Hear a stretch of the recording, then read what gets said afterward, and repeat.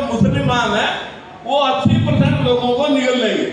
हमारी लड़ाई साथियों कोई धर्म जाति की लड़ाई नहीं है, हमारी लड़ाई वंचित समाजों को इंसाफ दिलाने की, जिन लोगों को शोषण का शिकार करना है उन लोगों को इंसाफ दिलाने की। अगर मुट्ठी भर सिपाही अंग्रेजों के तोपखानों को फना कर सकते हैं तो फिर तो पर्ची की लड़ाई है। समझाना तुम लोगों ने, जनता में जाना है और जनता में जाकर के लोगों को एक बात बतानी है कि हम 10 समाज के लोग यहाँ बैठे हैं। यहाँ कुशवाहा बैठा, साक्या बैठा, यहाँ पर सेन समाज बैठा, यहाँ पर लोध समाज बैठा, यहाँ पर पाल समाज के लोग हमारे साथ हैं, कश्यप समाज के लोग हमारे इसी टीम में हैं, मुस्लिम समाज के लोग हमारे साथ इसी टीम में हैं। ये 10, 11, 12 पार्टियां कल को सबका जमकर नेट के अंदर देख लेना, आपको लाइव मिलेगा देखने के लिए। ये जब उत्तर पश्चिम यूपी है, इसका तो मैं सीधा कह सकता हूँ, यहाँ इतना बैकवर्ड समाज है, पाल समाज, कश्यप समाज, प्रजापति समाज, सैनिक समाज, सैन समाज, विश्वकर्मा समाज, हर मोहल्ला और गली भरा पड़ा है। और यहाँ पर मुस्लिम समाज है।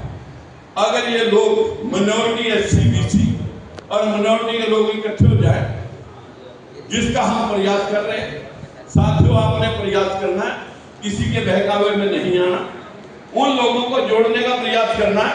जब सत्ता तुम्हारी मुट्ठी में होगी फिर अपने ही कलम से अपनी तकदीर लिखना पड़ेगा, बच्चों की तकदीर।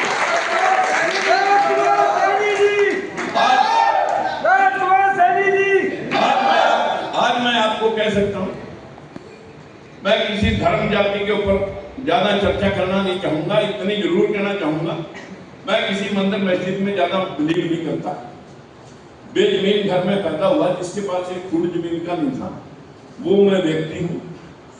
4 रुपए की बाल मजदूरी मैंने कर रखी है, जब पिता फीस नहीं दे सकते थे, उस वक्त हम दिहाड़ी करके अपने 2 आने की फीस देते थे। आज मैं कह सकता हूँ कि आपके घर में जो एलपीजी का सिलेंडर है, पूरे देश में हर तीसरा या चौथा सिलेंडर मेरा मिलेगा। मैं आप सब लोगों को जुटाने का प्रयास कर रहा हूँ। ये सरकार मुझे टॉर्चर करने के लिए कम से कम 20 मुकदमे अब से पहले लगा चुके हैं। हर 10 दिन के बाद हमारी फैक्ट्री कर देती है, लेकिन उसके बाद भी इतनी तपिश के बाद अपने बच्चे प्रयास करते हैं कि जी आप रुक जाए। हमें रोकने के लिए हर हथकंडा अपनाया जा रहा है। लेकिन मित्रों, मैं आपसे ये वायदा करता हूं कि ये लड़ाई ना किसी जाति के खिलाफ, ना किसी धर्म के खिलाफ, ये लड़ाई उन वंचित समाजों के लिए है जिन लोगों को सभी राजनीतिक दलों ने पछाड़ा, चाहे वो कांग्रेस का समय रहा, चाहे वो बीजेपी का समय रहा, चाहे वो थर्ड फ्रंट रहा, चाहे फोर्थ फ्रंट रहा, सभी ने हमें धोया। लेकिन आज ये व्यवस्था आपको बदलनी है। इस व्यवस्था को बदलने के लिए आपने क्या करना है? सोशल मीडिया का जमाना है, कसम है आपको अपने माँ बाप की, अगर आप ये काम ना करें, हर रोज 10 आदमियों को, आपके रिश्तेदार हो या दोस्तों, एससी बीसी और माइनॉरिटी के लोगों को 10 आदमियों को अपने मोबाइल से इसके प्रोग्रामों की आज जो क्लिप चली उसमें 2 बार डाल दो, हफ्ते बाद फिर डाल दो। इन प्रोग्रामों को बच्चे को आपने जगाना होगा, आपने फूले पढ़ना होगा, आपने अम्बेडकर पढ़ना होगा, आपने काशीराव पढ़ना होगा, आप सबने कर्पूरी ठाकुर पढ़ना होगा। अगर आप कुछ कर सकते हो तो हम आपको इंसाफ दिला के दिखाएंगे। लोग कहते हैं कि यार ये छोटा सा चिराग क्या इतनी महफिल इसमें आसमान को रोशन कर देगा।